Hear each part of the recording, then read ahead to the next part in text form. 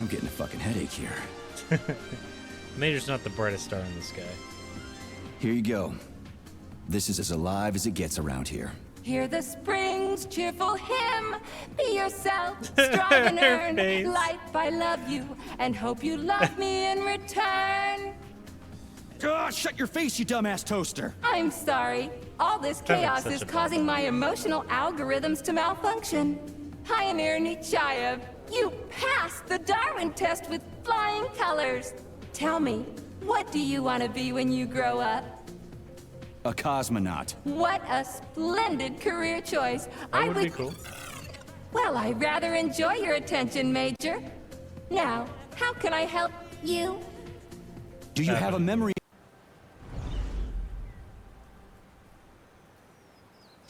Alright, I'll pop that and then I'll go visit.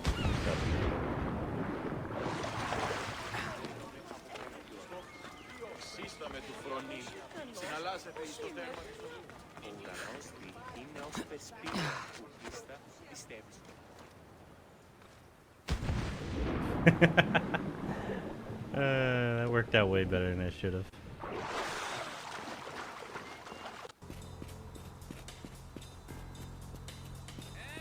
I need you on the ground. This is for your safety and mine. Wasn't planning on hurting you.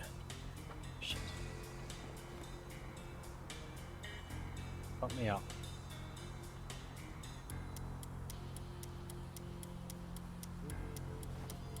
Aha! Change of plan. Back to the floor, yeah? Alright, zip tying's scary. I'm noticing it's giving me a lot of problems if I'm near objects. Seriously, what? Go to the floor, now! Seriously that you're coming with me. Yeah, it will be over quite soon. Oh, sorry. I forgot to tell you. Come on. You're going on an adventure. Got some. Return to where you were before.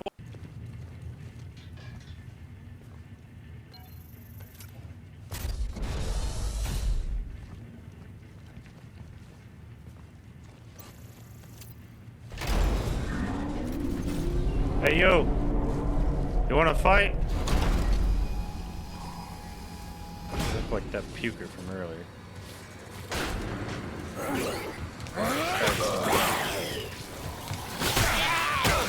I like how my dodge isn't working. Oh, they can hit each other? That's awesome.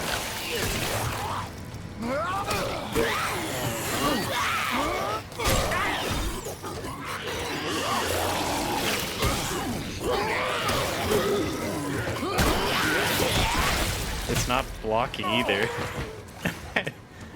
I don't know if it's the frame drops or what, but I keep pressing things like dodge, and he's just like, no, this is fine. I like getting hit.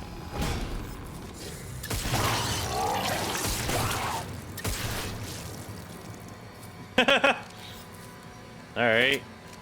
What's up, bro? You good?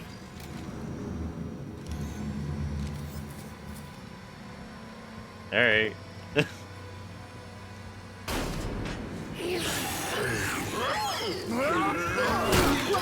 Wow, nice miss, character. Oh my god, 2 misses and the half dodge. What is he doing? He just wants to lose.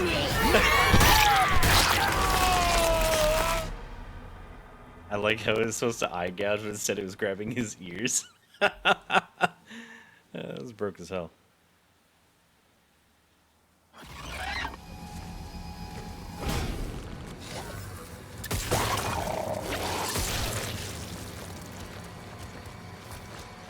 And yep. No alley-oop, I guess. Why would you do that? I didn't even press that button.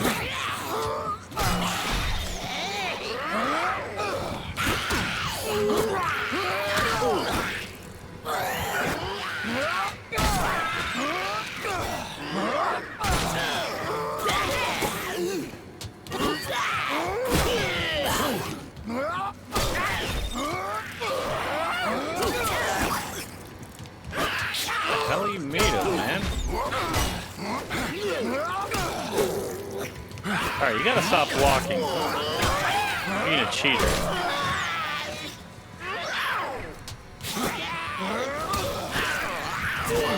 Even trying to light attack, it just doesn't seem to be making a difference. There we go. Old bastard.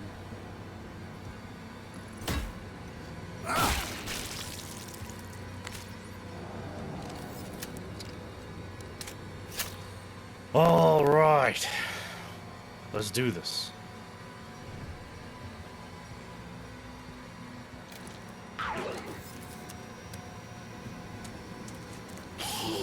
What's up, bro?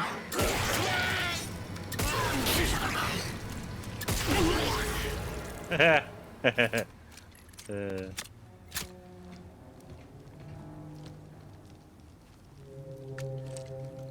right, I forgot you gotta hold it. Yeah, that's that good stuff. Well, I forgot, did I already loot both of you?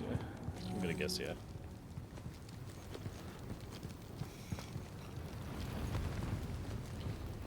Alright. So let's free this hacker. He's hacking, look at him go. I found it. It works.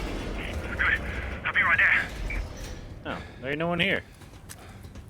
Unless they're gonna be like right to the left where you can't see and they're gonna punch me in the back of the head or some crap. $10 says I get whacked. Elias, are you sure this is the right one?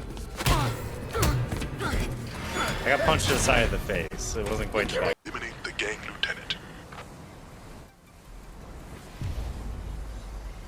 Let's get on with it, then. Nobody got suppressors in these groups either. Fucking cracker.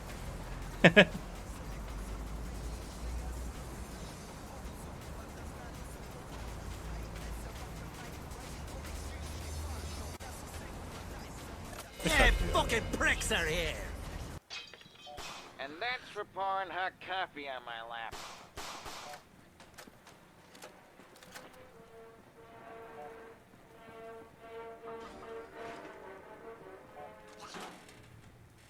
When I got to Los Angeles, I got a bad feeling. Not on my lap, of course. There was nothing What? there. What was that throw? No, the feeling I had was The more like weakest throw. like a 6-to-1 underdog taking a bad Come beat on, on a man. dried up river. So I flipped a coin. Heads I go in, tails I don't. The coin came up heads. That hammer looks brutal. Just be careful where you swing that thing. Bag of cement. Sweet. And they're Oh, coming I through like hate the this boss misty, ass foggy bitch. crap. Those Mothman cultists give me the creeps. They're all just crazy. If those raiders come snooping around, they're gonna I wonder if regret there's a it. stash here somewhere. Whoa. That was weird. I wonder if that's just an enemy we forgot existed or something. Or he's glitched in a little hiding spot. Oh, he's climbing. It was just that far back. Oh, look at him go. Oh, he's still alive. Catch. There we go. He did. Ow. There goes the head. Oh, he dropped some health. Oh, surprise round. Okay, fun. And she can't be surprised, so.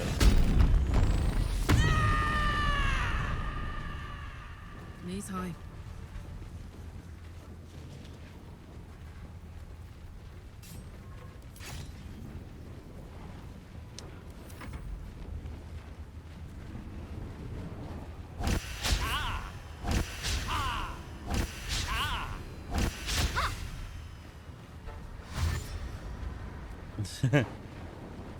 Alright, this will be funny in a sec, though, when she gets a turn. Come on, Shadowheart, I'm gonna need you to come over here. I've set them up for you. Alright, finally.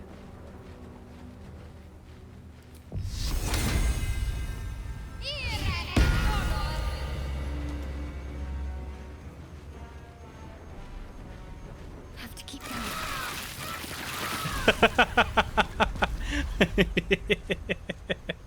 It's incredible.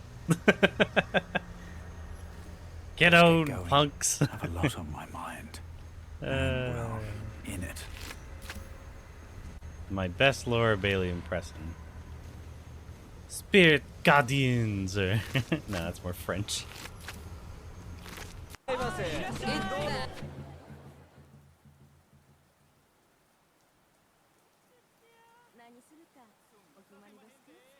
Supposed to be.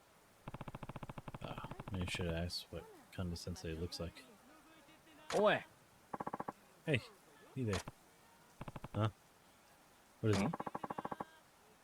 Feel like having a drink? Do you? Ah. Oh, of course. Oh, this is that. This is that mission. Okay.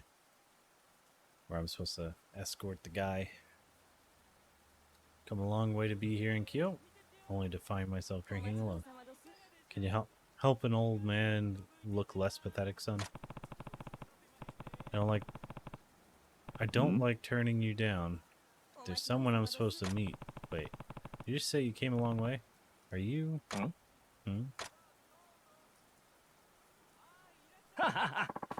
Methinks that Okami sent you here for me. Women in Kyoto are so thoughtful. Color me impressed. I'll admit, I didn't expect you to be Kande Sensei I'm looking for. Please, call me Kanda. No need to be all that sensei business. Though, if you insist, I'll certainly take the compliment. Huh. Thought he'd be more intimidating, being famous and all. But he's actually pretty friendly. What sort of artist are you, Kanda? I know there are many different kinds. Oh? You're familiar with it?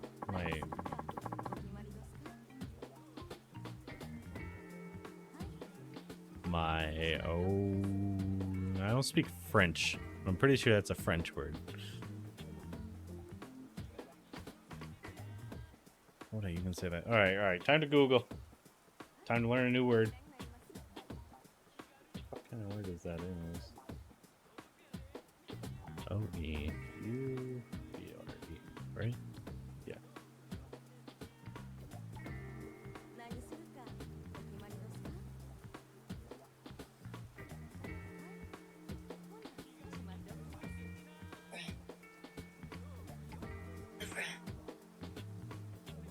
The fuck kind of word is every? Yeah, it's like over. Whatever. Sounds like someone's coughing. Fuck you, French. Why nobody likes your language? Well, yeah, I can tell it's being used in English, but still. You get what I'm saying? It's a dumb word, because I can't say it, and I don't like it. It would be English for you, because you're French-Canadian. Y'all speak both. Really? Painting, pottery, theater, music, song, and dance. By the time I hit 30, I was a master of them all. Au revoir. Are you saying bye, or are you just saying French shit?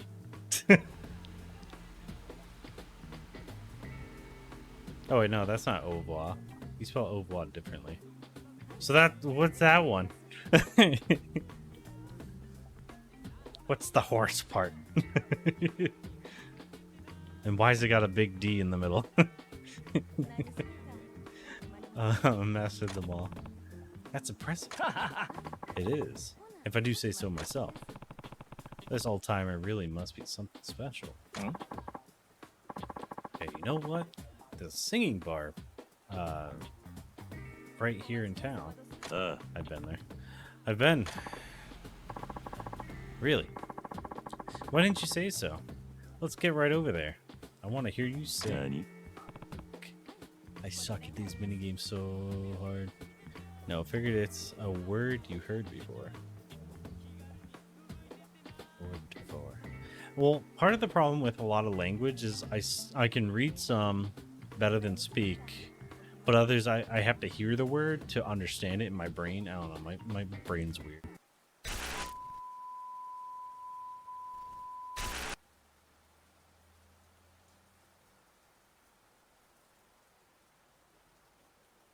Oh, helps if I unmute. How's it going, everyone? All right, we're gonna be doing some more. I was gonna say Until Dawn. That's tomorrow. The Devil in Me. We're gonna finish it off today. Gonna see the bonus features, and then I gotta jump off and do another double. Yeah, we'll see how that goes. All right, let's get right into it.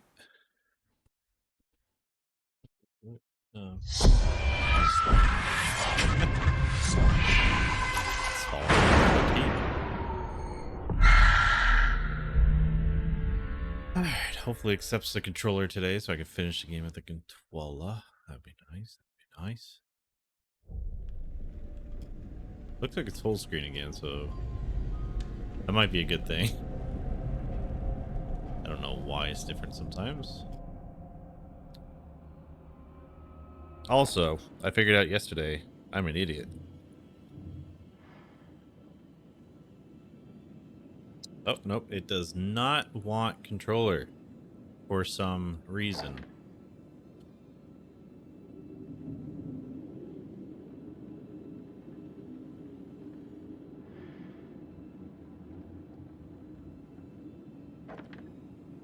Nope.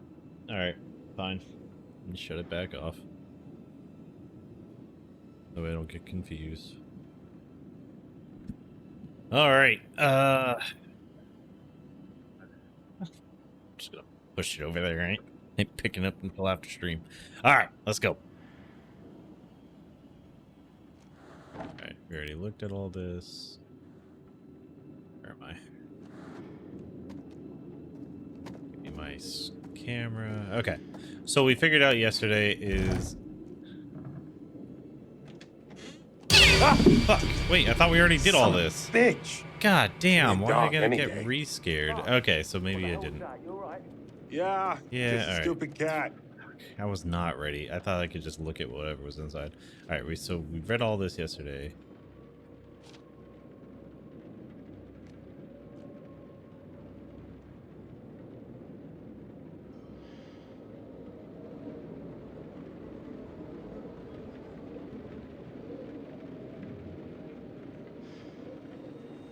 Really wish it would stop trying to take over that. Alright, I figured out that it was at the top where the power for the lighthouse was. And I was like, no, it makes sense for it to be in the basement. And I ran all the way down, then realized we were out of time. Can't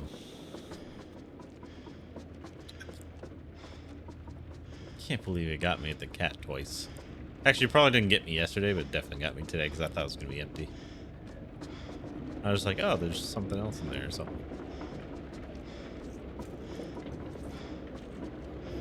Yeah, because I ended up looking it up afterwards while I was at work. And I was like, how the heck do you do that? And it's literally watched the person walk like 10 feet. I'm like, why didn't I figure that out? Like, why am I the dummy?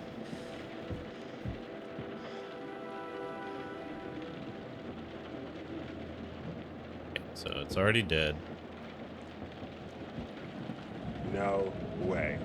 And then, yeah. Because it's showing shimmy at my feet. That's why I didn't see it yesterday. So I thought it was literally broken. I didn't see that there was enough for him to shimmy. Don't look down. Don't look down. Don't look down. Yeah, so there's about 30 minutes of stuff left, plus the bonus features. Tampering with the seal is a federal offense. Doesn't matter. What are they gonna do? Get mad? Dude.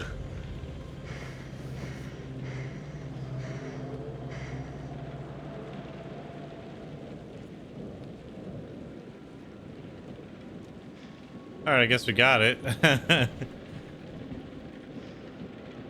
Maybe if we push the button, that's why he got zapped before, is it actually discharges electricity.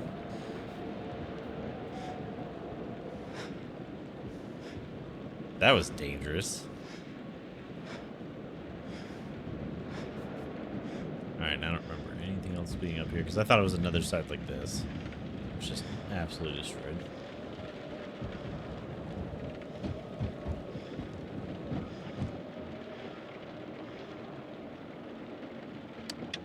Ow! Okay, so you still get zapped. Whole place is a death trap. Achievement unlocked. Hark!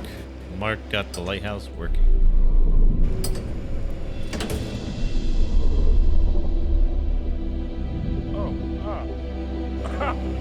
Fuck yes! Woo!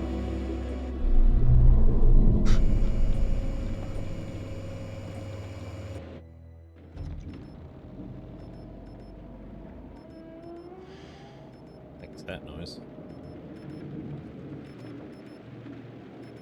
Oh, is that radio from before? Oh, something else.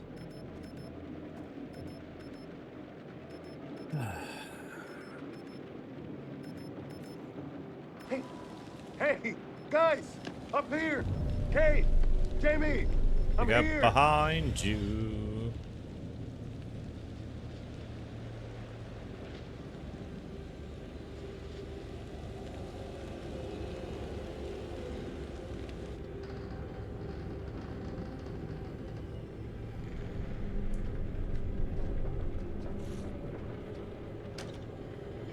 What the hell is that smell? Jesus. Oh. There you are. I Covered wasn't January 20th. expecting you. Are you early for a change? St. Paul's Church, dear Mundy. I am writing to inform you of an issue with the plot. As the right of interment is in your name, it is my duty to inform you that the recent incident at Burial 357, Plot 12-4, a patch of soil has been disturbed and a headstone was moved from its base. I understand that this is the grave of your late mother, Lucinda. Therefore, I appreciate that this news may be distressing. Unfortunately, on rare occasions, local wildlife can cause such disturbances, and we suspect that this is the case in this incident. As a matter of public safety, it is our duty to ensure maintenance of the plots is of a very high standard, and we have swiftly corrected the disturbance. There has been no permanent damage. Sincerely, Jeffrey Gray, Chief Caretaker. Covered January 28th. Wait, so what day did this happen? January 30th. So yeah. He grabbed her 2 days before. That's fucking gross. Everyone boo this man.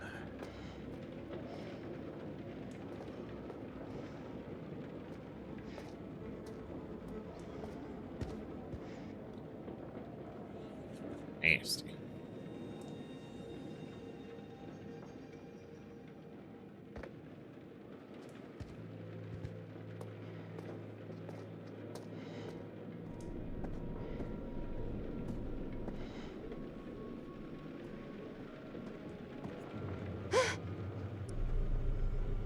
It's his mama. What the fuck is this? Boy who loves scary stories. Monster.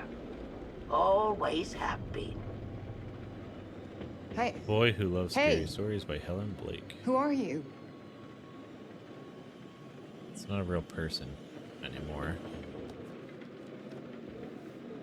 The lonely boy loved reading scary stories. Wow. He read scary stories all day and night. Oh, wow.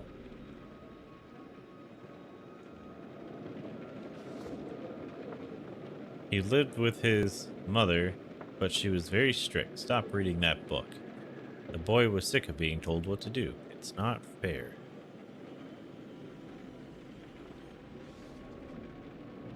The book gave him an idea. Revenge. The boy sneaked through the house. Hee hee hee. He jumped and shouted and frightened his mother. Rah! He loved scary stories. Ha ha ha.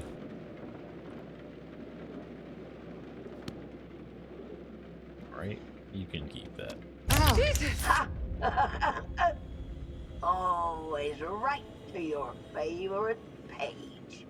Predictable little shit. I know you. Damn, his mom did suck.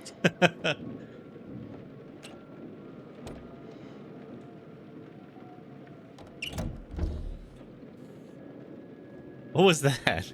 She acted like it was locked, then figured it out like a second later. I can't see nothing in here. Oh, stairs. Get out of the back of her head so I can actually see.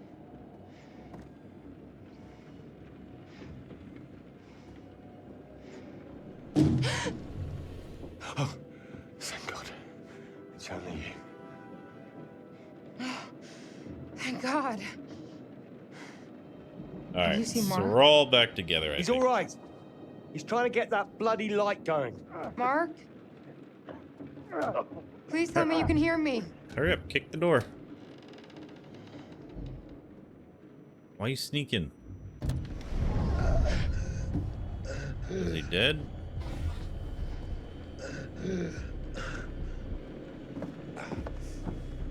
Mark! I thought I lost you. Behind you. Oh, that's right. Yeah, get him. Oh, okay. I guess we're running. Never mind. I'm gonna shut the door behind you. It's just polite.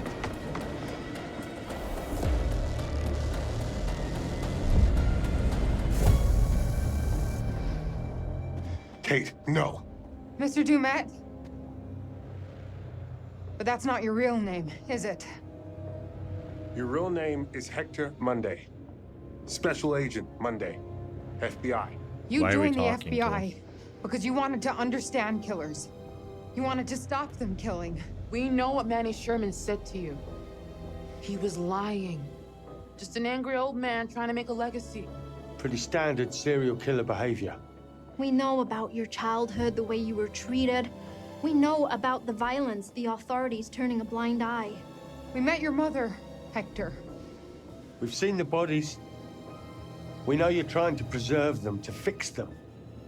Make them perfect. But it doesn't work like that. It's a Why are you cycle trying to of talk to him? violence. You can break that cycle. Don't walk towards him. Yeah, he's coming to kill you. He's like, that's nice anyways. Mark's just like, whoa, what the fuck? We haven't had a single chance to use our pokey stick. Like, we made a shank and haven't had to use it even once. Run, old man.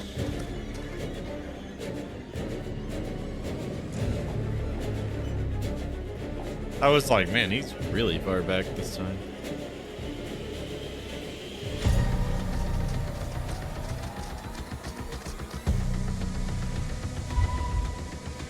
Alright, that looks like a boathouse. Let's get to that boat.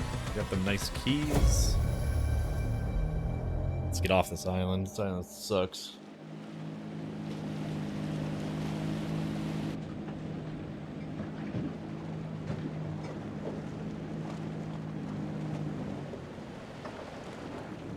Oh, hey, cops. Or a cop. At least. Why is he alone? That's creepy. Oh, don't tell me this is going to be one of those situations where the cops are in on it.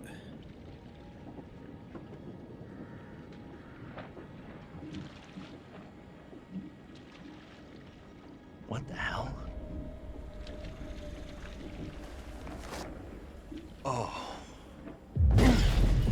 Hands where I can see them, all of you. Help us. Oh, it is them. He killed them. No talking. I said, hands where I can see them. Thank God you're here. You have to help us. Until I know what's happening here, no one moves. You didn't hear that? He just mollied you. Behind you. Sir, sir, behind you. The boat. Seriously, lady?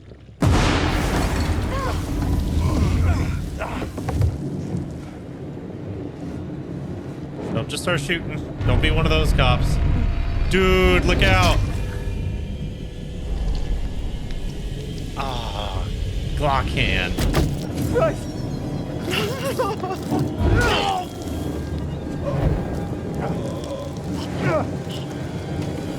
Yeah, bear mace. Oh, okay. There, let's go. Run. No, run. Run! It ain't worth going for it. I know you want to, but you're too close. I'll just swing you. Yeah, exactly. Look how fast he dropped you.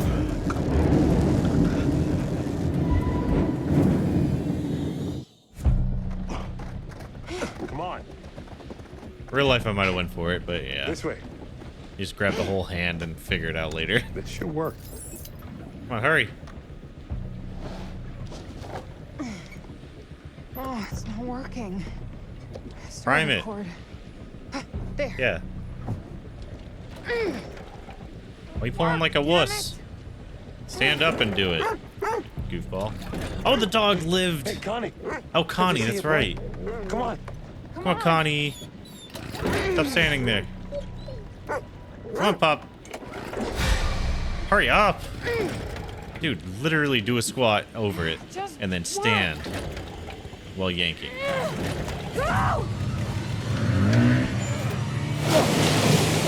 That's the wrong way for a boat. Actually, no, maybe. I remember it always being down, like towards you to go faster. I could be wrong. It's been a while. Really, I think all four of the group should grab his dick and twist it at the same time. Oh, that was intense. Alright, so that cop's definitely dead. Can't rely on him. Might get back about here, though, because they'll be looking for why he went radio silent. We did it. Barely. I'll take it. We have to call the police. Aim for the lights. How are we gonna call the police? We don't have cops. You gotta take a picture? I've just had a great idea for series 2. All that's missing is a big final twist. Oh, don't say that. Alright, I'm putting my hand back on the mouse just in case. I'm out. I'm just glad I'm in one piece. Oh! He's back! Swim to shore. Hang on! Get him, Connie! Yeah! Oh, okay. No, please. Jump! F this boat at this point, I guess. Oh, yeah, straight into the rocks. That'll show him. Oh, I forgot she was here. Jamie for the win. Jump. F that. Yeah, see, he would have got you. Alright. Oh, okay. That didn't do anything, really. Get your pokey stick out. Yeah, right in the fucking face. We're gonna see his face? You really let him put the mask back on? Didn't swing a second time? Come on, bro.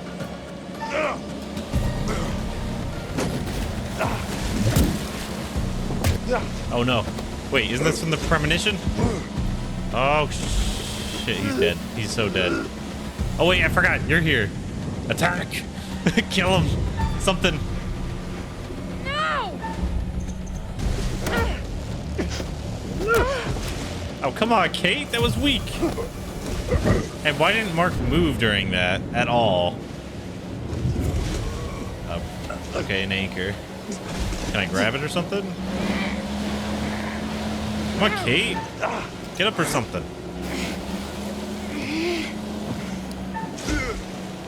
I don't see anything. Oh. Yeah, stab him in the fucking neck.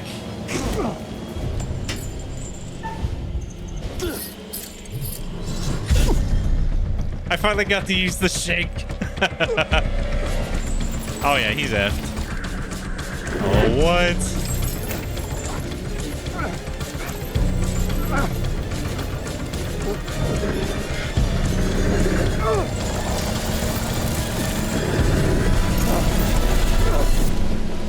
OSHA. See, OSHA's the big dog out here. Hey guys, might want to I thought we were hurling towards the shore. Never mind. Oh, no, rocks. Jump.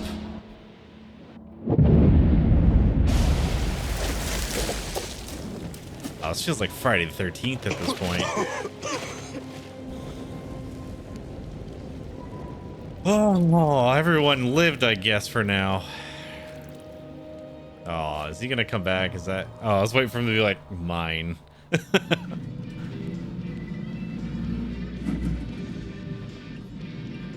This is what I'm talking about. Why did my graphics card fuck all that shit up? We have a Just looks so non-stop block of your shitty. favorite classic rock after this break. No damn commercials. Oh, don't tell me he's gonna hit them all while they're on the road. Because he's eating chips. Oh, shoot. Shit! That's the gas. He pressed the gas. And I looked up. Oh, maybe not. And there they were, just in the middle of the flipping road, waving their hands and arms like a bunch of crazies. And where you coming in from? Fort Wayne. Been driving since 3 a.m. Early start. Well, I was trying to get into the port by 8. Probably not gonna make it. Achievement unlocked, happier ending. The dog made it off the island alive. Good job, Connie. You champion, you. You know what? Also the rest of you. I'm gonna see about that. Hey, look, studio we're in finally Brooklyn. clean. See if I can make it work. After this, starting over feels like a good idea. Yeah. Just promise me you'll tell me how it goes. Only if you promise to keep giving me unsolicited advice. We're Count not on going it. together. There's gonna be a devil in me too. He knows where you live. So, probably not the right time to ask this, but Oh God, what? are we like are we a thing? After Dude, this, trauma bonding probably. is legit hot. Fuck yes, we're a thing.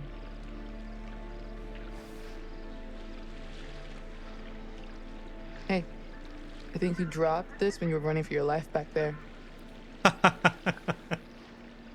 I forgot I'd saved it. I would want to kiss with dry lips. Oh no, is he gonna come out of the water?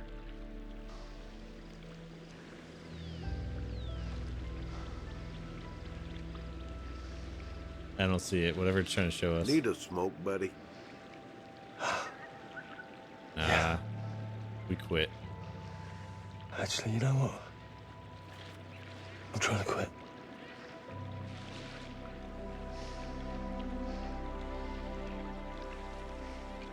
Now, them cops better find our cell phones. I need a tweet about this.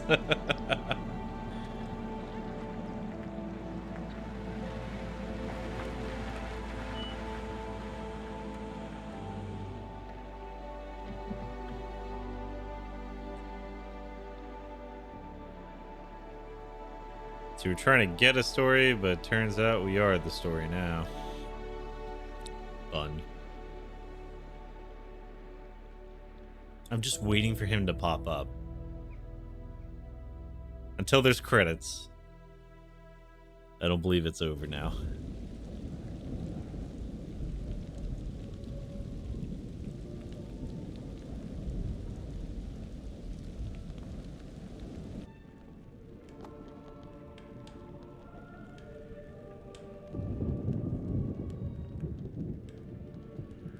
Oh, the other names. See, I wonder what setting on my graphics card that is, like, where it all looks super 2D, like really bad. Pixelated. Oh, we made him mad. Something's mad.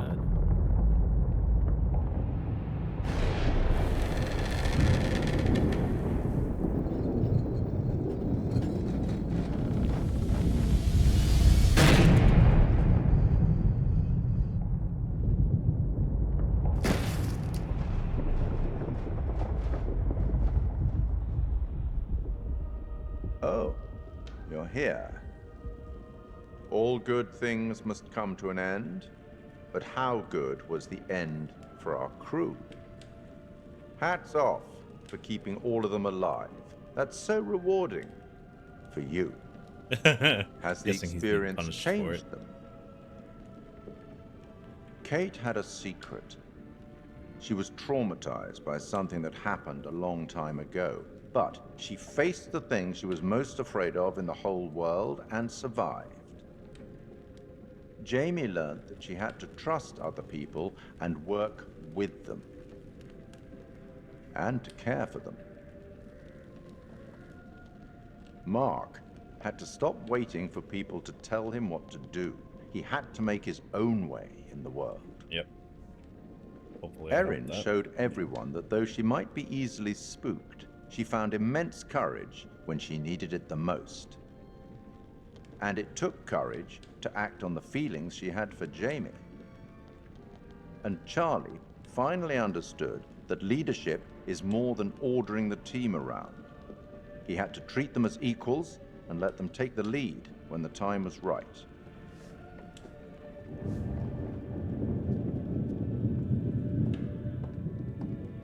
I'll tackle the paperwork in the morning. Can you find your own way out? It was, as always, enlightening. I have no doubt we'll meet again in the future.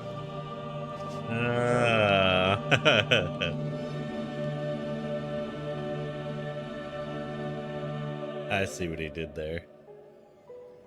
Wait, how did that get on shore? I was right, that piece of crap lived, because there's no way that would have made it that high up on the shore. Even with high tide. Where are you, piece of crap?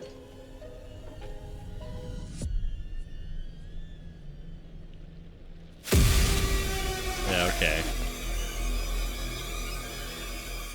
It's waiting to see him in the background. The chain of events are still unclear at this point in time. What we can confirm is that a little after 7:30, a truck driver was flagged down to render aid. The police were called and quickly arrived on scene. The injured are part of a film crew, Lonnet Entertainment, the team behind the Architects of Murder docuseries. Fuck, man. It seems I as like though that show. they got a little too close to their subject material. Thankfully for them, the nightmare is finally over. Holy shit. Remember how my video went viral? How could we forget? You bring it up every chance you get. Just listen to this. I got enough views to win a competition. What did you win? An all-expense paid trip to an island resort for 5. Now I'm interested. Is the place Yeah, behind Mr. you? Dumet says they're gonna send a limo and everything. This is gonna be so much fun. So yeah, he's still alive. Okay.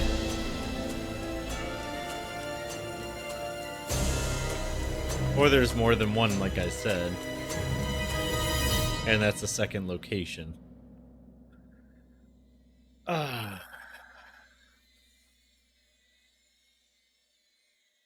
It ain't our problem now. We got away. Best believe, though, I'd sleep with a gun under my pillow for the rest of my life. Oh, it's the boys that we never got to see perform.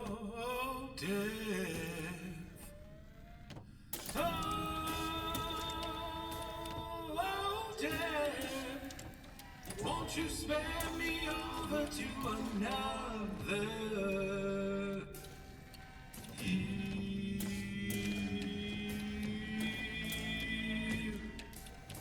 Oh, what is this I cannot see with icy hands taking hold of me?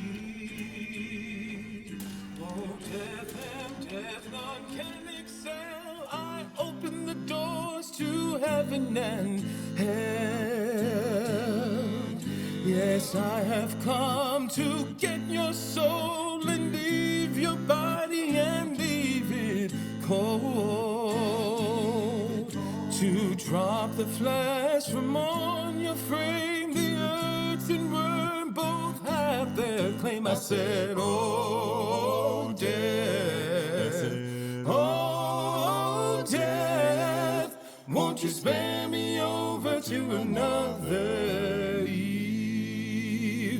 I said, oh, death, oh, death, won't you spare me over to another Eve? I'm excited for the next one, so we'll see if it does the preview. If not, I'll pull it up because I never watched the whole preview. From time to time you heard and saw, so I'll close your eyes and I'll lock your jaw. I'll lock your jaw so you can't talk. I'll fix your feet so you can't walk. And I'll dim your eyes so you can see this very hour. Now come with me. I said, oh, death, oh, death, won't you spare me over to another Eve? I said, oh, death, oh, death, won't you spare me over to another Eve? Now, death, please give me time to fix my heart and change my mind. Your heart is fixed, your mind is broad. I'll have your shackles to drag you down. Too late to all farewell. My dawn is fixed, I'm summoned to hell. As long as God in heaven shall dwell, my poor soul shall burn in hell. I said, oh, death, oh, death, won't you spare me over to another Eve?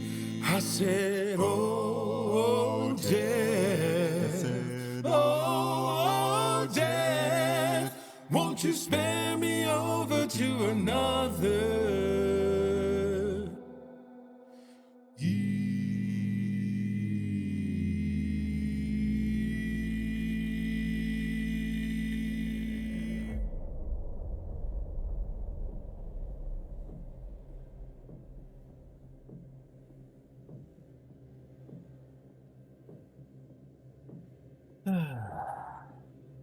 Honestly, great game. This was my favorite by far.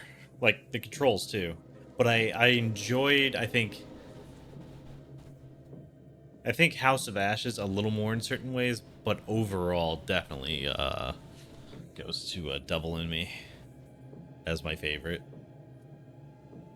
Ah, man, it's so good. Like, it's a little sad my ADHD's so strong and I Sherlock Holmes that shit, but...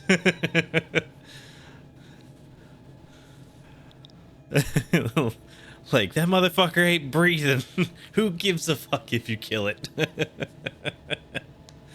I'm not even sure I found everything. Like, I think I found, like, the grand majority, but I don't think I found everything. Let me see what achievables we got.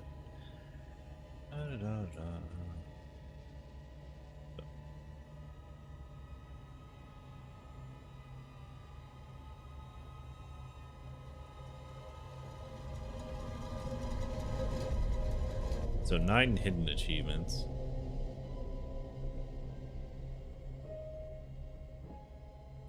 Oh, for an achievement to get the ovals, it was 200, not 100. I was like, I just want 100 to make me happy, but that's funny. Photogenic, found all the white frames.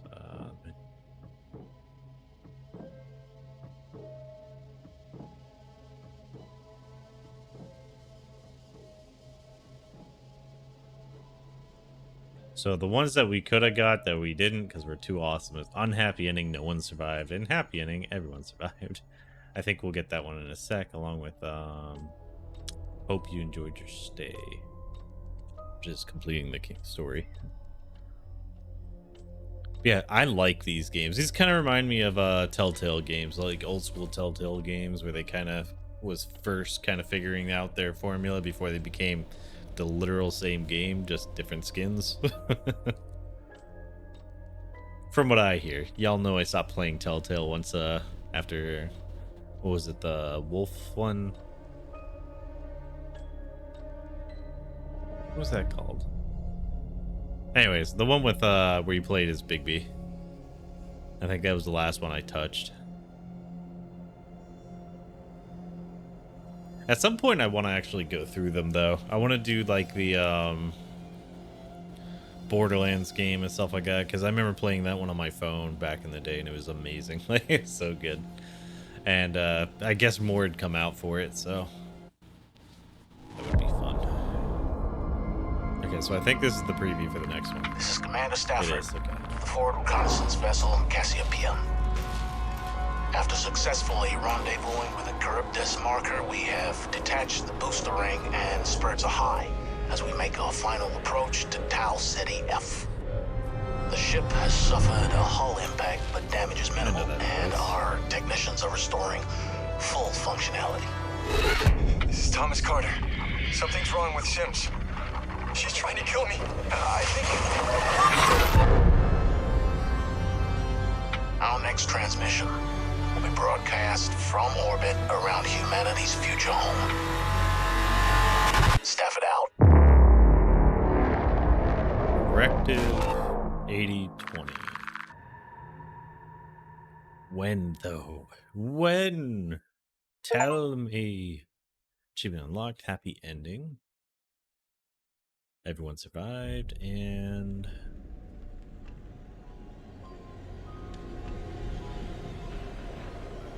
alright, now we might be able to use the controller, but it's on the floor. And I don't feel like getting it right now. Alright, bonus features.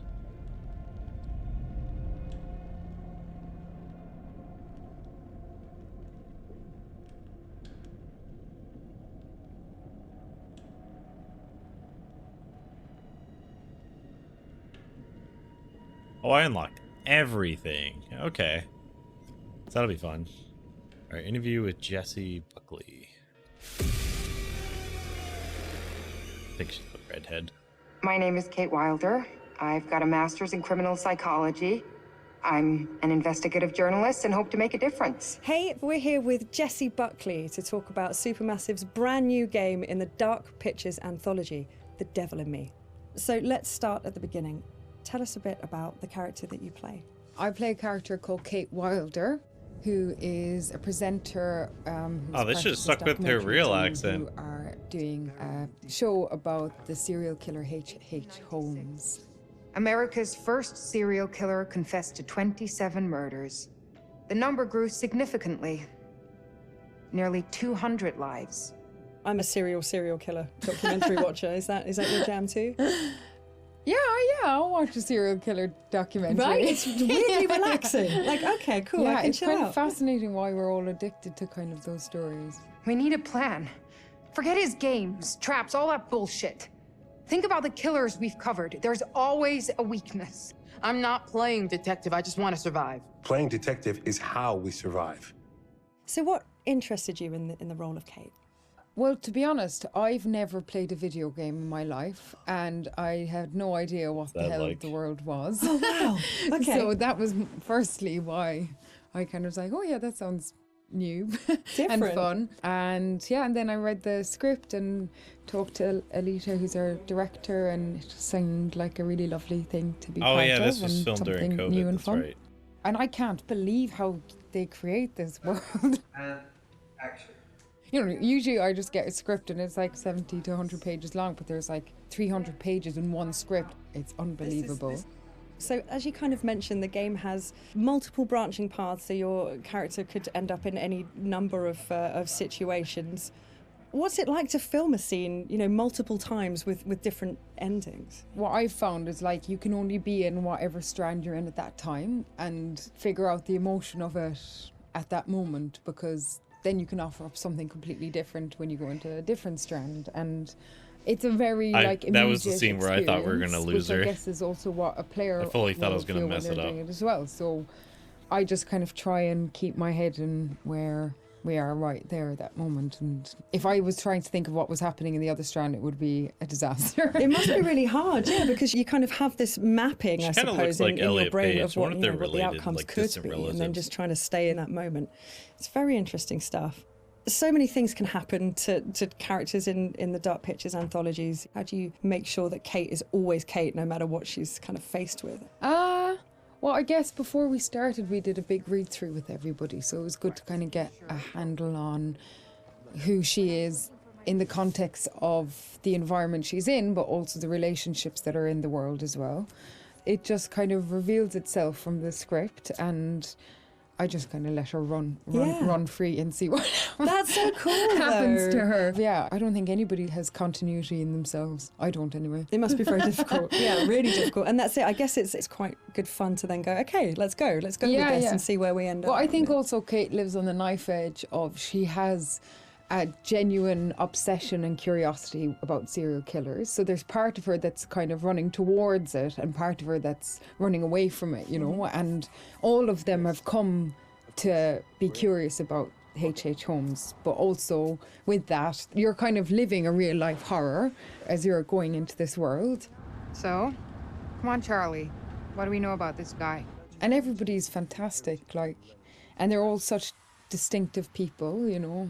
And they all somehow genuinely feel like a crew, you know, Nice, yeah. You're going to have the kind of riffs. Charlie is thinking. She looks a lot like a temper tantrum. And the new fledgling loves, and then the kind of creeping horror of your life. What are you doing with your life? Sounds very familiar. Yeah, I think I've been there at 3 a.m. What is all of this? Okay, so let's talk about the setting that Kate finds herself in. I've heard something about murder castles. I'd like to know more.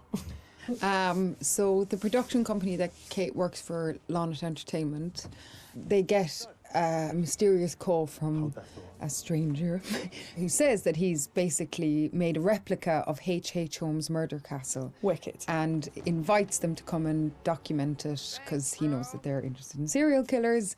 And Lonnet Entertainment, which is run by a character called Charlie, is kind of hard up, but only Charlie knows that. And so even though Kate is a bit kind of resistant to go because it just feels like another kind of fuddy-duddy thing, they agree to go to this island as one last kind of hurrah.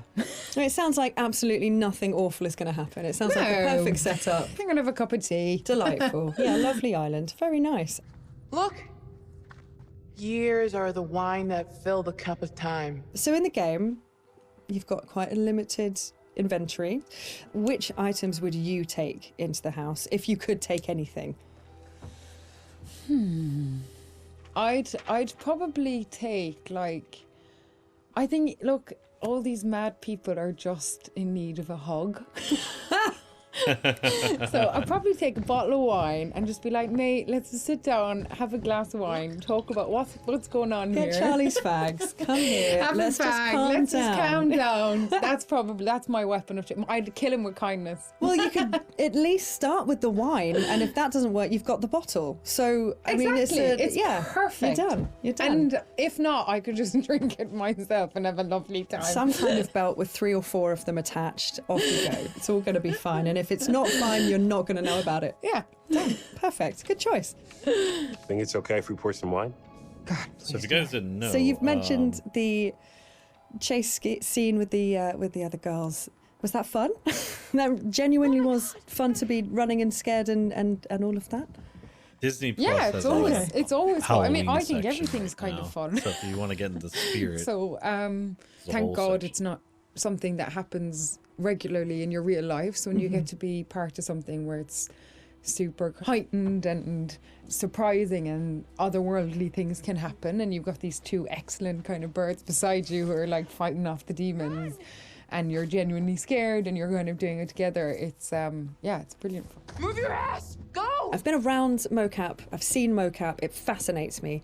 What was that like? And more so, what's it going to be like to see your face in a video game?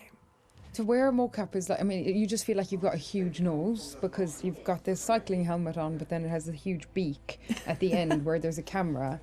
And sometimes when they're putting it on, you can see the other actors already kind of lined up, and it's very close. It's very scary.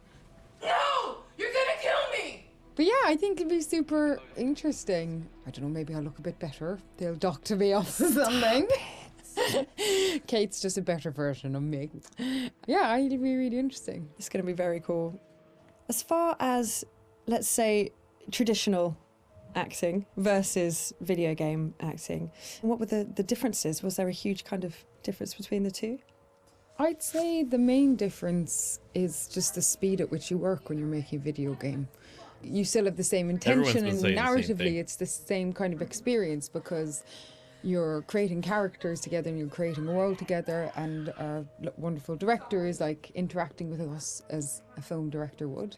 And also you're on a stage where there's little square boxes, and there isn't a costume, you know, that's something that's added later, and all that's being caught is the emotions on your face.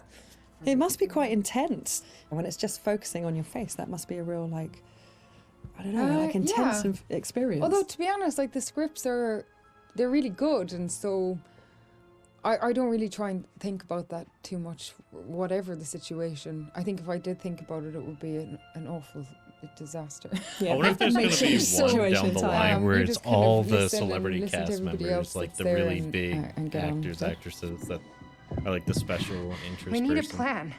Forget his games, traps, all that bullshit. Think about the killers we've covered. There's always a weakness. You suggesting we invite him to tea and psychoanalyze? I'm suggesting we use our heads. We play his games, we'll lose. It's our best shot.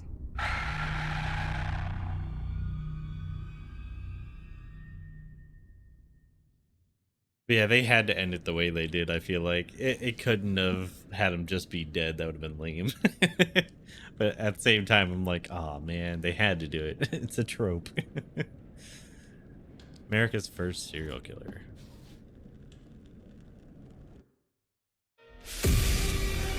H.H. Holmes, America's first serial killer. Yeah, this one's based on a real dude, if I remember correct. Torture chambers, secret passageways, vats of acid, and deadly vaults. Does it for me. In 1895, Chicago police unearthed horrific evidence of torture and multiple murders at the sprawling castle of H.H. Holmes.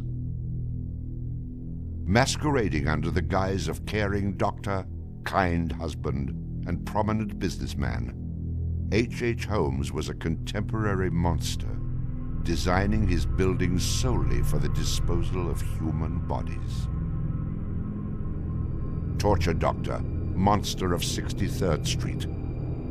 H.H. Holmes was America's first serial killer.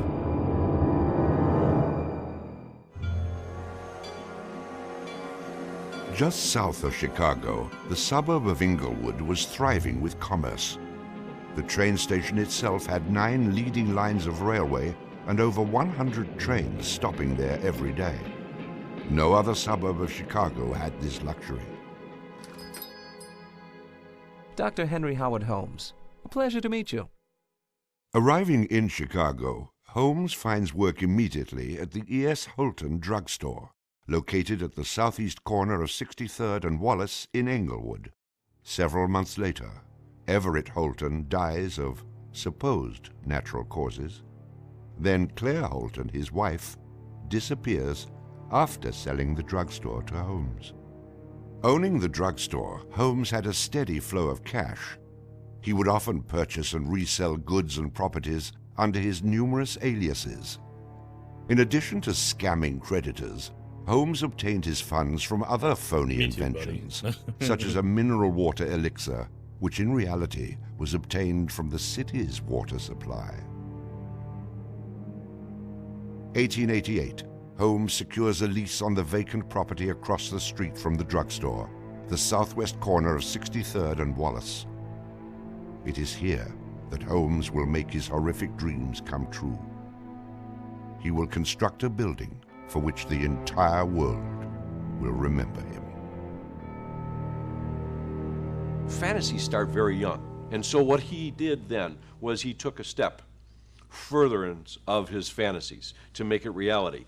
And probably, if we had done a little bit of investigation back then, we would have seen things like his plans. But not just plans for a building, because we'd expect to see architectural plans, but plans for his torture rooms. For the suburb of Englewood, the building Holmes is erecting at 63rd and Wallace is a massive construction project. Day after day, passers-by stop to gaze at the spectacle of the many laborers working together to create a magnificent new edifice in their neighborhood. Englewood residents were so impressed with the massive building that they named it the Castle. From its outward appearance, it seemed rather normal. But like the duality of Holmes, the exterior and interior of the building were extremely different. Holmes himself was the architect of the building. He was the only one who knew its design. There was this constant turnover of workers on the building. He would hire a mason to put in a wall and then fire the guy, or hire somebody to put in part of a staircase and then fire him. And there seemed to be several very sinister reasons behind that. One was he managed not to pay a lot of these people because he was always claiming that they were doing incompetent work. But the other, much more insidious reason was that no one except him really had a clear idea of what the structure of the interior of the house was. He had a huge bank vault installed in one of the rooms. And the way he did it was he put the vault in first while the building was under construction, and then built the room around it. That's what I was thinking. And bought this thing on credit, and then refused to pay for it. The bank company said they were going to repossess the vault. Holmes said, well, you know, come on in and do, but if you damage my building in any way, I'm going to sue you for everything you're worth. The bottom floor of the castle housed a pharmacy, jewelry store, barber shop, restaurant, and a blacksmith shop. Behind this innocent facade was a Gothic house of horrors designed by the mind of a monster.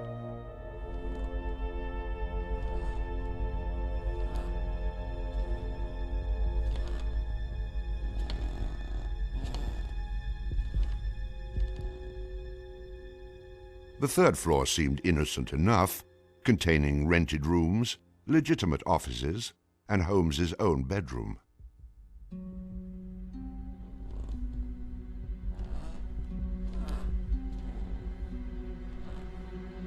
But it was the second floor that contained 35 rooms, many specifically designed as killing chambers.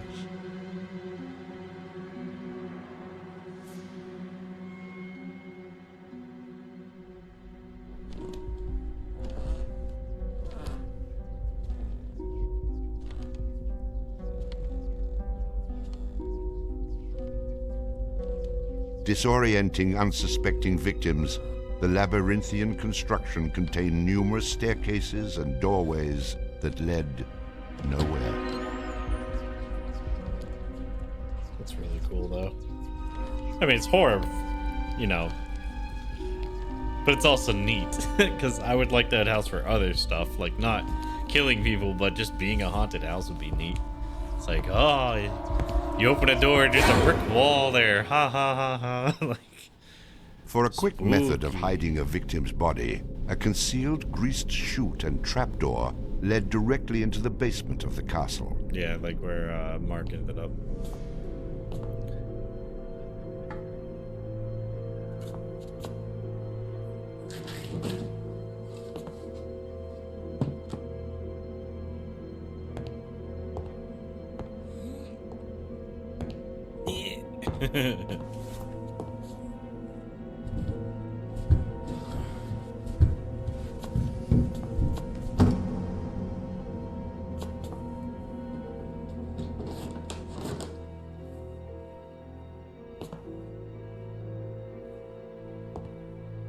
The basement held the most terrifying rooms, resembling a medieval torture dungeon. Acid vats, quicklime pits, and a crematorium disguised as a glass-bending furnace were Holmes's favorite methods of immediate body disposal. This just makes it easy, I guess.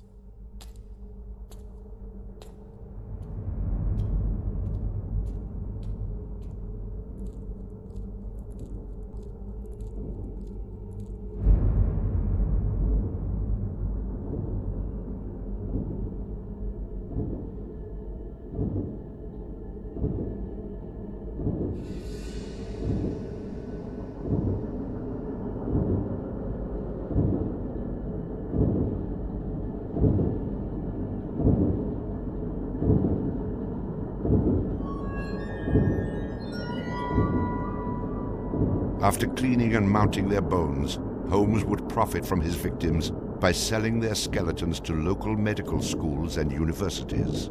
Oh, that's actually really Holmes smart. would make a killing in Chicago. That's insane. Financially and literally. Yeah, both, yeah. It's insane. It always sucks when the killer's smart, you know what I mean? Oh, was that AI? See, I thought some of these looked a little AI, but like, ew.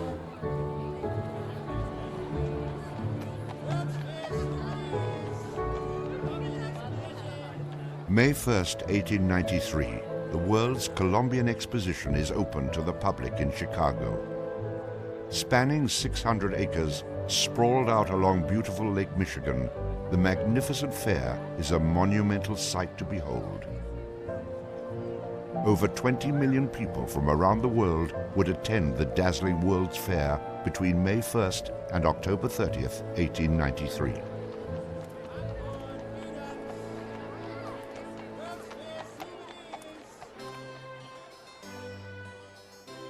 Holmes utilizes the World's Fair as the perfect opportunity to capitalize on his demented design of the castle. Located only a few miles from the World's Fair, Holmes's castle was perfect lodging for tourists. Holmes decides to rent rooms to visitors of the fair. He entirely renovates the upper floors of the castle, bringing in the most modern furnishings and luxuries, all purchased on credit, which Holmes had no intention of repaying. In addition to placing newspaper ads for rooms to rent, Holmes visited the fair with several of Benjamin Peitzel's children, preying on elderly women who flaunted their wealth, making sure he invited them back to the castle for a warm night's stay in a soft bed. They're not calling their relatives, telling them where they're at. They just know that they're going to Chicago to see the Columbian Exposition. Perfect victims, because they're unknown in the city. Their relatives, wherever they came from, know that they were coming to Chicago, and they never came back. Now, how do you start to find them? They don't even know where they stayed. Perfect, easy victims. I'm sure some of them got in and out of his place with no problem. And others, they walked in and they never checked out. Some of the rooms had been completely lined with asbestos to make them soundproof. Hidden in Holmes's office was a master control panel which connected to gas lines leading into airtight sleeping chambers. Holmes would lead his victims into the rooms, lock them in, and turn on the gas, asphyxiating them while watching their demise. Let me out! Holmes, let me out, please! Holmes! Holmes! Holmes, please! Holmes! At the height of the World's Fair, Holmes masterfully juggles his castle businesses, renting rooms, dodging creditors, selling skeletons, and attending to the needs of the many women in his life. I have had many young So he's a ladies in my player at the employ, same time. most of whom are still living in and about Chicago, whose parents and friends know only too well that far from being their seducer, I have done much to materially help them in their narrow lives. Being a personable, attractive young doctor and businessman, Holmes won the hearts of many women throughout his life. At one point, Holmes managed to secretly have 3 wives, each never knowing of the others. Damn. In 1890, Julia Connor became Holmes's employee and mistress, living at the castle with her daughter Pearl. When she became pregnant and demanded marriage, Holmes agreed on the condition that she allowed him to perform an abortion on her. She agreed. Neither Julia nor her daughter Pearl were ever seen again. Just a week later, Holmes sold a clean, articulated skeleton to the Hahnemann Medical College for nearly $200. In 1892, Holmes acquired another mistress, Emmeline Cigrand, and employed her as private secretary. Holmes sent Emmeline into the vault to retrieve some papers and sealed it, suffocating her to death. Several weeks later, the University of Chicago acquired a female skeleton from Dr. Holmes. In 1893, Minnie Williams became Holmes's new private secretary and eventually his mistress. Minnie was the beneficiary of a property in Fort Worth, Texas, valued at over $40,000. Holmes murdered Minnie and her younger sister Nanny after having Minnie sign over the Fort Worth property to him. In 1894, Georgiana Yoke So it's kind of like what Monday was doing, wife. where he kept having He married her under the name Henry Mansfield will their Howard. money to him. Like his other legitimate was wives, killing them. Georgiana lived out her entire life. On July you imagine 19th, that? 1895, Finding out Chicago like 50 police years enter later the that your Holmes husband castle. that's been missing turns out was The a serial world killer. would now learn of the horrors that the castle had kept secret for so very long.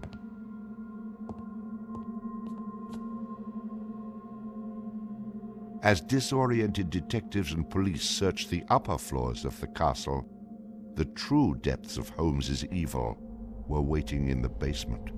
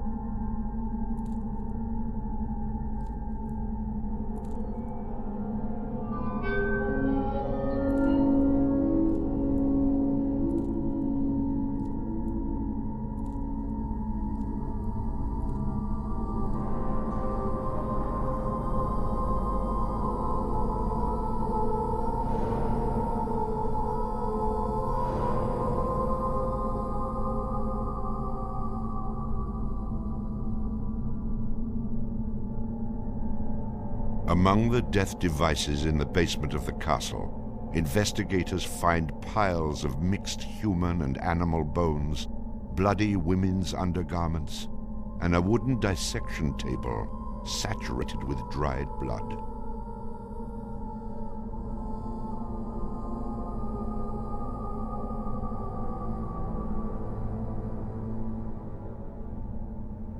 Chicago police were inundated with names of people reported missing from the World's Fair. 50 missing people were eventually traced to the Castle of Horrors. The evidence, blood and bones found in the basement posed a problem for 19th century criminal investigative techniques. It was very difficult to go and identify even the bones as being human in origin, because with the very small fragments you didn't have enough of the identifying characteristics to be able to make that ID.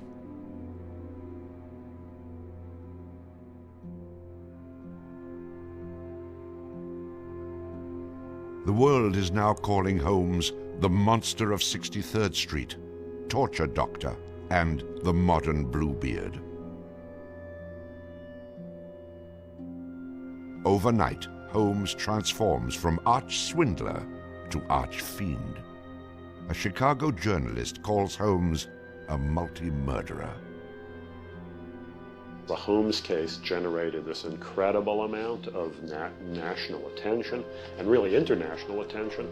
Really in his own time and in America, Holmes was much more notorious and more widely known than Jack the Ripper, who was a contemporary of his. Then as now, people were very, very fascinated to sort of visit the sites of these terrible crimes. And his castle became a kind of tourist site. And there were various people who wanted to take it over and turn it into a kind of murder museum. And then, just before some impresario was about to make it again into this tourist attraction, it burnt down. Somebody burnt it down. I mean, it could have been, who knows, some outraged citizen who didn't want this to become some very morbid tourist attraction.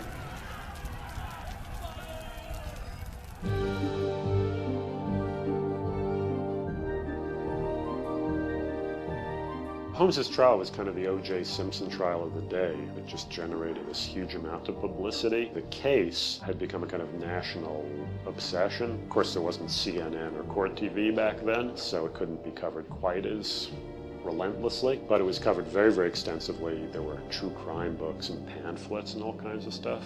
And Holmes himself had become a sort of folk figure almost, you know, the sort of national boogeyman.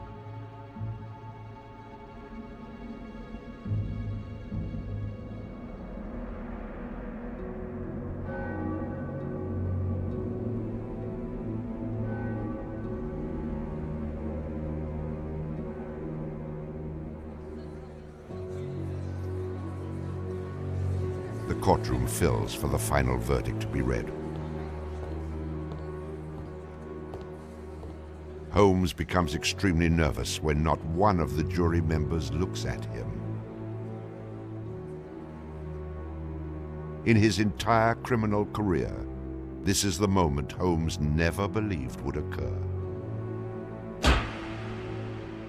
He is found guilty of murder in the first degree.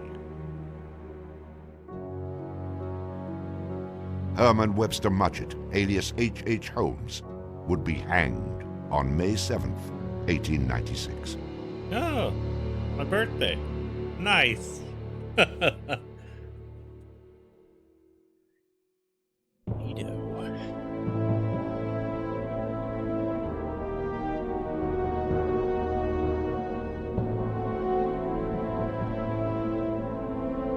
Sorry, I'm just downloading like horror movies and stuff to my phone real quick. If anyone's wondering what I've been doing. There's While Holmes was in I got a lot more jail, space on this awaiting the phone, so I'm like, execution oh of yeah, I need to put his stuff on sentence, he was made an offer by William Randolph Hearst, supposedly for a significant amount of money, to provide his confessions. Holmes, who had already issued about a half a dozen completely self-contradictory versions of his crimes, clearly at this point felt he had nothing to lose. He was going to die anyway. In this confession, he did a complete about-face and portrayed himself as the worst monster who ever lived. He just basically confessed to every crime anybody had ever suspected him of and threw in a few more for good measure. He's reliving the fantasies after the fact now. He's reliving the fantasies of things that he did. She was very willing to do this, and prepared to leave the vault upon completing the letter, only to learn that the door would never again be opened until she had ceased to suffer the tortures of a slow and lingering death. The partial excavation in the walls of this room found by the police was caused by Latimer's endeavoring to escape by tearing away the solid brick and mortar with his unaided fingers. Nice. That's a dude that wanted to live. I closed the door and turned on both the oil and steam to their full extent. In a short time, not even the bones of my victim remained. It was the footprint of Nanny Williams that was found upon the painted surface of the vault door, made during her violent struggles before death. Only one difficulty presented itself. It was necessary for me to kill him in such a manner that no struggle or movement of his body should occur. I overcame this difficulty by first binding him hand and foot, and having done this, I proceeded to burn him alive by saturating his clothing and his face with benzene and igniting it with a match. Damn. As soon as he had ceased to breathe, I cut his body into pieces, and by the combined use of gas and corn cobs, proceeded to burn it with as little feeling as though it had been some inanimate object. I immediately took them to the Vincent Street house and compelled them to get within the large trunk, through the cover of which I had made a small opening and ended their lives by connecting the gas with the trunk. Then came the opening of the trunk and the viewing of their little blackened and distorted faces. Then the digging of their shallow graves in the basement of the house. The ruthless stripping off of their clothing and the burial without a particle of covering save the cold earth.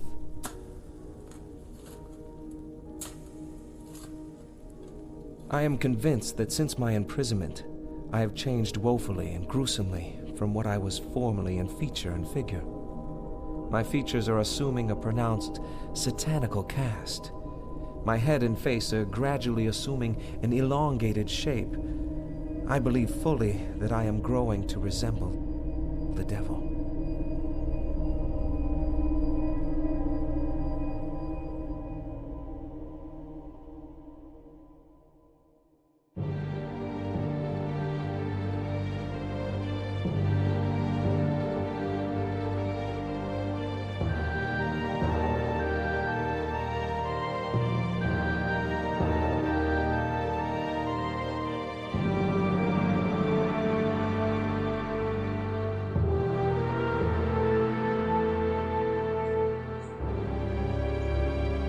Oh, it's in this. Okay, I thought there was a bird On the in my gallows, just before he died, he recanted. He claimed that the confession that he had published was a complete fabrication. The extent of my wrongdoing in the taking of human life consists in contriving the killing of 2 women that have died at my hands as a result of criminal operations. That is all I have to say. 2 women? H.H. Holmes is hanged on Thursday, May 7th, 1896, just 9 days before his 35th birthday. At 10:25 a.m., he is pronounced dead. Nice. He was very concerned that after his execution, his body would be dug up either by medical men seeking to dissect his brain and find out what made him tick, or just ghoulish sort of. If you think about it too, they didn't have the tech like hunters, they did today and he to requested really see that he like, be how his body buried within a big slab of concrete, which he actually was. Yeah, I remember hearing about this. One of the things about Holmes is that nobody knows for sure how many people he actually killed. Although in my researches, which were pretty, I feel, thorough and extensive, it seemed very clear to me that he murdered at least 9 people. There have been stories that he killed 50, 100, countless people, particularly in Chicago at the height of the World's Fair.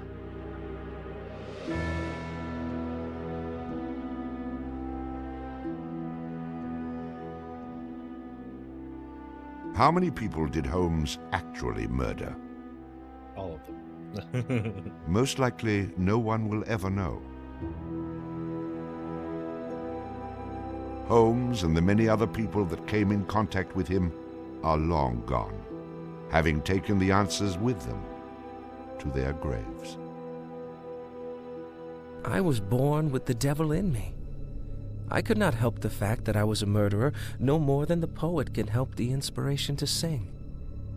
I was born with the evil one standing as my sponsor beside the bed where I was ushered into the world. And he has been with me since.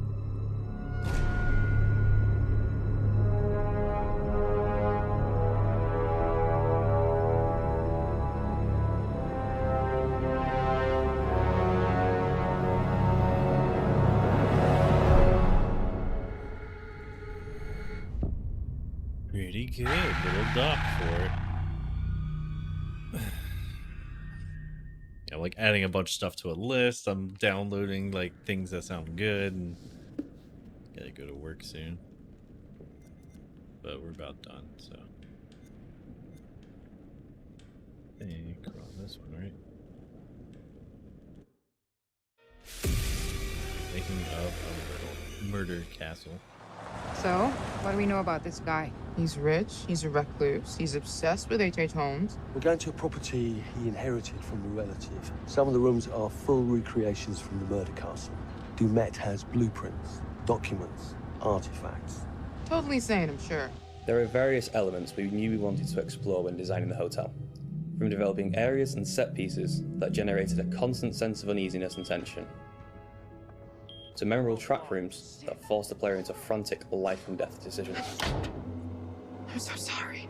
Oh, so that We took a prompt lot of sound, inspiration from Holmes' original murder castle. as we That wanted has to capture the totally way that Holmes' invaded my castle dreams was created yesterday. to solve and confuse his victims. Welcome to the World's Fair Hotel. As cunning as Dumet is, not Again, everything I in his should say. castle runs like clockwork anymore.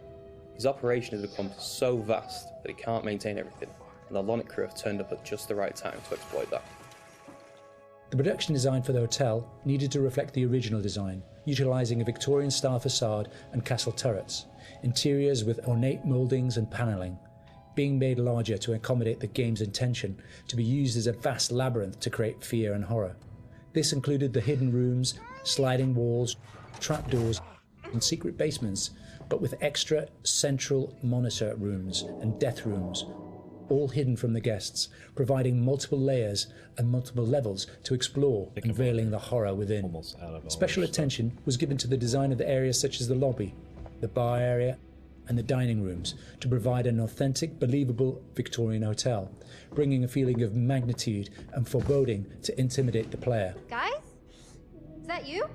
The hotel guest rooms were designed to be opulent yet aged, in keeping in style with furnishings and fittings, yet having additional modern electronic window shutters installed to trap the victims. Secret observation rooms were also built adjoining, with hidden doorways to enter. Corridors were cleverly designed to include mechanical sliding walls hidden within the Victorian framework, used to change the layout of the labyrinth throughout the hotel. Fuck.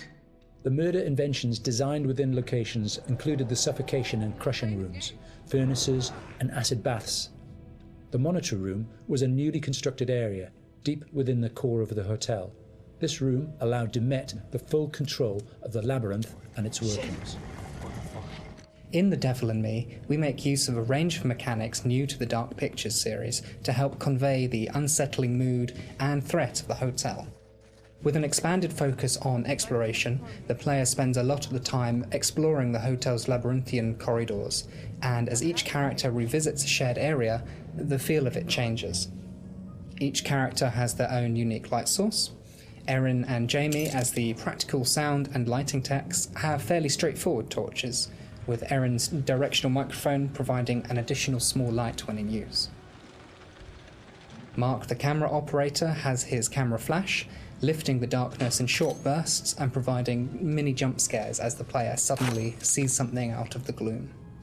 Kate lights her way around with her makeup mirror, providing a small amount of light to fumble through the corridors. And then Charlie's sole light source is his own cigarette lighter, casting the hotel in its flickering orange light and barely really lighting anything at all. Jamie, over here. Each character experiences these shared areas differently through this, adding to the sense of the familiar hotel rooms changing with each visit. It's amazing. The Allen Hotel was originally built in the 1890s. It was converted into a spa later on until it was abandoned and finally chosen by Dumet for his murder playground. Some parts had been restored, like the rooms the characters stay in and the lush lobby and bar areas on the first floor. We work closely with concept art and art direction to create distinct color palettes and ornate assets that made those areas more inviting while still leaving something unsettling about their imperfections. But elsewhere, we could show the hotel and spa's original treatment rooms and the indoor pool which had fallen into disrepair and other thematically different places. Our second challenge was getting into Dumet's head. We knew that he was supposed to be a very meticulous man. He's the sole architect of this place and proud of his creations. Some rooms are deliberately left in disrepair. We created them with the base layers showing, and we scattered building equipment around to tell the narrative that Dumet still has plans for them. Others he had completely purpose-built. That's where we used a mix of old brick and breeze block materials next to each other to create contrast. And on top of that, there are traps everywhere. Some of the most interesting areas to create were the ones which were supposed to be off-limits to hotel guests. We wanted to show the stark contrast of his personal space versus the one he hunts people in. The team went as far to even design Dumet's handwriting, and we used that on boards and documents to show more of his personality. There's storytelling in every small detail. Lighting in Devon Me is a bit different from the previous Dark Picture games, since we have more explorations and more playable areas in the game for players to freely explore. We had to slightly adjust the way we used to do lighting by adding some new stuff, such as adding more guide lights in the environment for direction, or add some interactable light fixtures that you can trigger on and off by walking closer or away from them. So there are 4 types of lighting styles in the hotel. The first one is the regular hotel areas where everyone should feel safe and cozy. We try to use more bright, warm color lights with different elegant light fixtures. And the second one is the areas that are either under constructions, used as Dumet's workshop, or places only lit by moonlight or should be pitch black. We used cooler temperature lights or even blue lights for these kind of areas with very low light intensity and very heavy volumetric fog to enhance the claustrophobic vibe and to elevate the tension. So the third one would be the control room where Dumet watches and controls all the activities in the hotel. We want this room to be especially bright, like an industrial warehouse with a cool, eerie mood to separate it from the other rooms. And the last one is all the rooms that are designed to be slaughter stages. Killing is like creating art to Dumet, and he wants all his artworks to be presented epically with audiences, classical music, and beautiful lighting setup. So in these areas, unlike the others that have more neutral color in the lights, we tend to artificially light these areas with either theatrical lighting or use high contrast saturated lighting setup, so that we know something is going to happen. If we don't do something, both of them will die, Mark. We wanted to provide players with a truly realistic historical Sonic experience whilst inside the murder castle. We researched multiple properties and buildings built within the same period as the original Chicago murder castle. Authentic door foley and sound effects elements were high on our priority list. We recorded multiple door openings, closings, handles, rattles and squeaks. Throughout pre-production, we'd seen all the variations of emotion characters would be displaying when using the doors, ranging from calmness through to blind panic and incensed rage. All these emotions could be channeled into the performance we recorded. Another element of the soundscape we went into considerable detail recording was floorboard and stair creaks. Virtually every step we took provided us with a distinctive and unique sound. Yeah, they've come a long way since in 3 Little states: Hope. running, walking, and walking slow. Like you're walking on the street, but it doesn't sound like as the you're walking on the characters street. climb higher inside Dumet's murder castle, the creaks will become more frequent as you enter unfinished rooms, exposed walkways, and the structural integrity of the hotel becomes more dangerous and unstable. In terms of the music, we chose various 19th century pieces of classical music and opera to accompany the murder scenes. These would have been the pop music tracks around the time of H.H. Holmes, providing a cognitive link between It is called popular music. Classical music and opera accompanies a lot of the murder scenes, often playing through a gramophone or a tannoy, which is then fed back through our bespoke impulse responses to allow the music to naturally echo throughout the cellars and corridors of the space. What is this?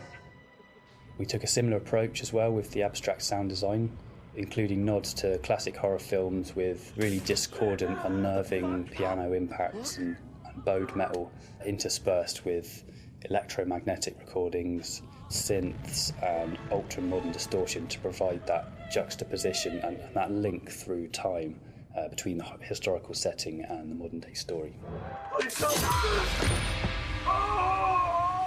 Designing the hotel as a play space presented different challenges than previous Dark Pictures games. We've gone from quite open environments in House of Ashes and Little Hope to a more enclosed one with the hotel. The ability to revisit previous environments at different points in the story, with different layouts and different emotional states, meant that we had to collaborate very closely with each other to make sure we designed each area to cater for every requirement. We had to think how a lit corridor would feel if multiple characters roaming around it, versus the same corridor drenched in darkness with just a singular player character. Empty hotels are inherently eerie, and it allowed us to play with the idea of liminal space to try and create a murder castle that felt uncanny. It's something that felt truly unique. Yeah, I love how good of a job they did with the internals and stuff of this place. Like, it did feel old, but it did feel like it was made in the last 10 years at the same time. Especially once you get to that nerve center in the center. Oh, that was so neat. Alright. So we're about out of here.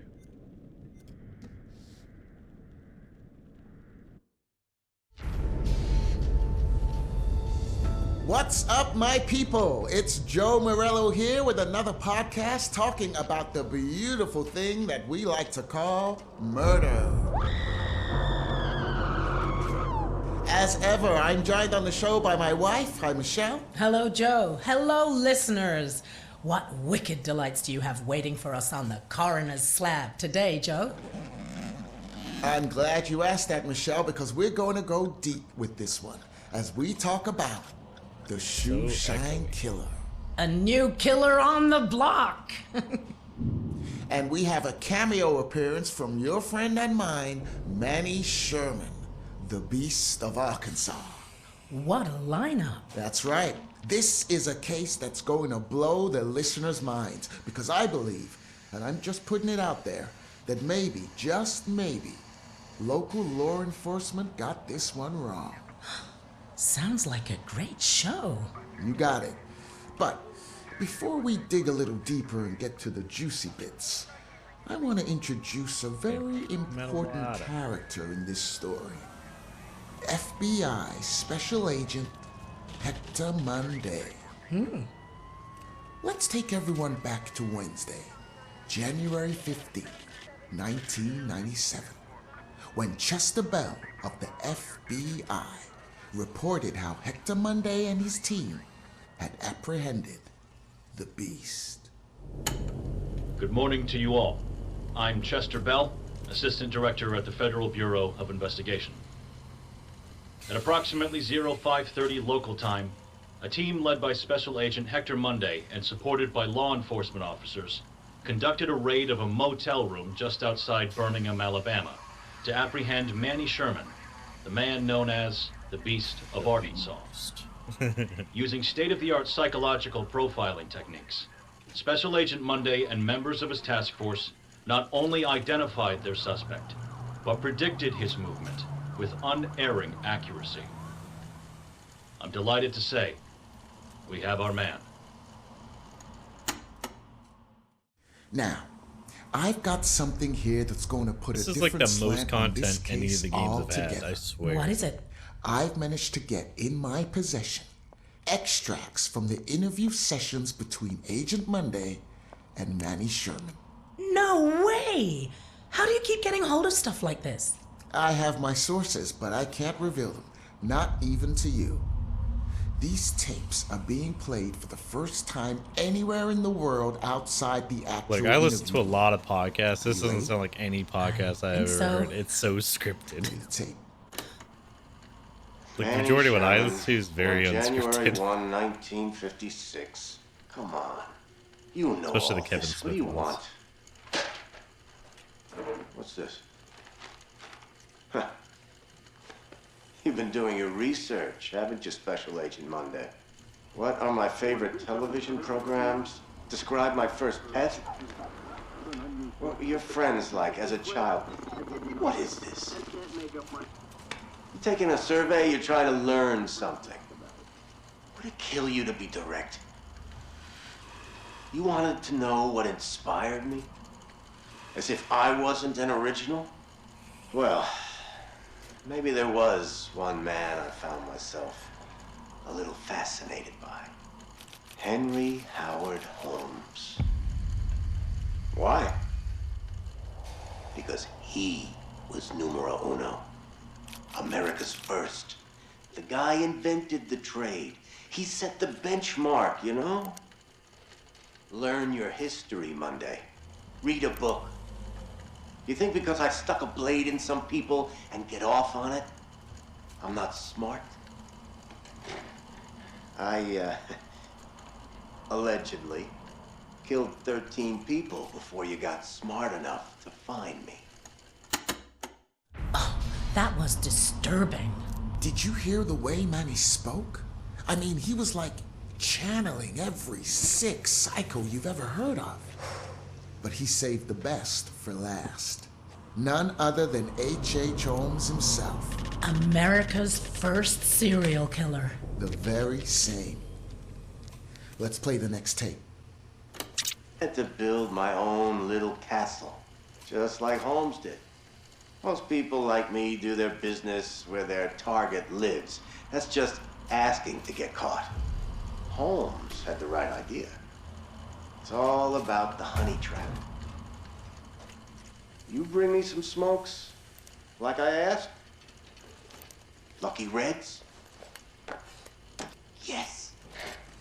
Oh, these are Oh, by the way, so that trucker at the end, I think, was in on it somewhat because he had the same cigarettes. Damn, that's good. I meant to say it before, but I completely So forgot. yeah, the honeypot. Like, he had a very specific type of Holmes cigarettes. built a hotel about a mile from the World's I could be Fair wrong. and called it the World's Like, he might not Fair be in on Hotel. it, but And bought ad something space about it and feels a papers little off. It's the alongside outfit of those ads for the cigarettes. expo. Rubes from far and wide assumed it was the official hotel. Mon Pa Kettle. Take a train in from Nebraska. Takes 3 days. They roll up into that joint ready to rest, get to their room, and whoops. Alright, What do while you this is know? going, I gotta Holmes get had a ready for this. gas I'm gonna pipe cut my hidden under the camera bed off real and quick. poisons them. And Maybe after we watch the second He one, pulls a trap we'll, door on them. get Maybe outta he here. separates them and makes one watch through a window while he slits the other's throat.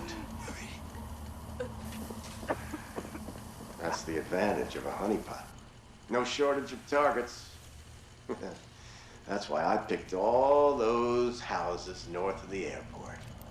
That whole neighborhood was scheduled for demolition, and yet all those lovely realtor ladies must not have gotten the memo. Call up as a contractor. Tell them I'm flipping. Have them meet me out there. And look at that. We're the only two people for miles. The first couple times I'd wait for a plane to fly over just to hide their screams, but after a while I realized they could scream as loud as they wanted. No one was gonna hear a thing. That's what I remember most. Those screams. You can try to understand why I am the way I am. You can forensic science up all the data you want. But you'll never know. You'll never know, Monday. You'll never really know how it feels when you watch the fire burn out of somebody. After capturing Manny Sherman, our man Monday was suddenly the hottest ticket in town. He couldn't go anywhere without someone wanting to throw a case his way. Everyone loves a winner. Let me lay this out for you. On September 3rd, 1997, the local PD found the mutilated body of an unidentified man in his early 50s behind an apartment block in the South Loop district of Chicago. Then, 2 weeks later, another body washes up on the East Pilsen River. With the exact same modus operandi, local law enforcement realized they were dealing with a serial killer. They needed help. So in the late fall of 1997, Agent Monday found himself in the Midwest heading up an investigation that would soon become synonymous with his name. Let's hear from Field Agent Danny Haywood on his first impressions of meeting with Agent Monday. I first met Agent Monday on October 12th, 1997 at O'Hare Airport when I was assigned to welcome him off the plane. I'd actually met him once before at a lecture on criminal behavior given a few weeks prior here in Chicago, but I doubt he remembered me from that. I was pretty nervous as the new kid on the block. I was just out of training, and I'd been assigned to drive around this big shot criminal profiler who just cracked the Arkansas case, which was all over the national newspapers. My first impressions were that he was tough. You hear that, Michelle? Actually met him once before at a lecture on criminal behavior given a few weeks prior here in Chicago. That puts Monday in Chicago at the time of the original killings. Exactly. Okay, dial back a few weeks to the summer of 1997. Agent Monday is in a tiny interrogation room in Birmingham, Arkansas, conducting his psychological investigation into Manny Sherman. But he's doing more than that. He's picking Manny's brains, learning from him, being challenged by him. Let's play tape number 3. A whole carton this time. You trying to get on my good side or something? Yeah, I think I'll save them. What, no questions? What's going on with you, Monday? Oh, you seem different.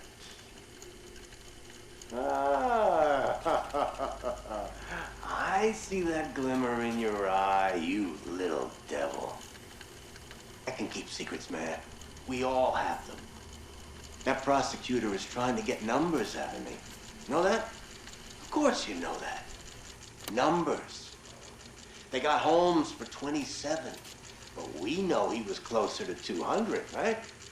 Can you imagine that? I wish I'd had the time to try and beat that. Sure, they know about those nice realtor ladies. They got families, after all. But the numbers the DA is asking me about, I think he knows there's some people out there. It's taking a lot longer to get through these than I thought, so misfits, the once kind we of finish, people that when you see them coming, you look the other way.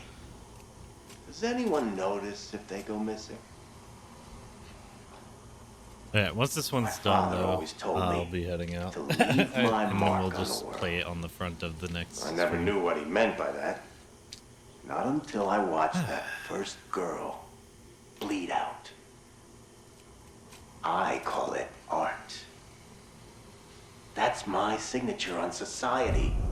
It's not murder. It's an aesthetic response to what this world has made me. Originally, but I was like, nah, it shouldn't take that Ask long. people to list serial killers, and they'll drop 5, 10 on you before they can think of any more. Ask them to name the detectives that caught those killers. No one is going to say a damn thing. No one knows. No one cares. No one makes movies about them. No one puts their faces on t-shirts. No one gives a shit.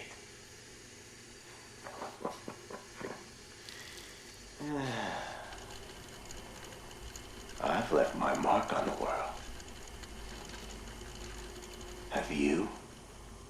I think there's one tape left. Holy shit! I did not see that coming. I told you this stuff was good. Where did you get this material? Sorry, I gotta protect my sources. But, Michelle, I've got more evidence you haven't heard before. My source has given me autopsy notes from the coroner as she examined the second murder victim. John Doe number 2. I'm assuming you've read my report on the first one? Similar MO, unidentified male with multiple stab wounds. Looking at the lower abdomen, the wounds are consistent with those of the first victim. The shape of the entry wound suggests it's a strong probability that this is the same murder weapon. Looks like we've got a souvenir hunter here. This time the left ear has been severed. Clean incision. Probably a scalpel or a razor blade. Very tidy. Nice job, actually. Very little bleeding. The deceased had probably been dead for 30 to 40 minutes when this was done. This differs from the earlier MO.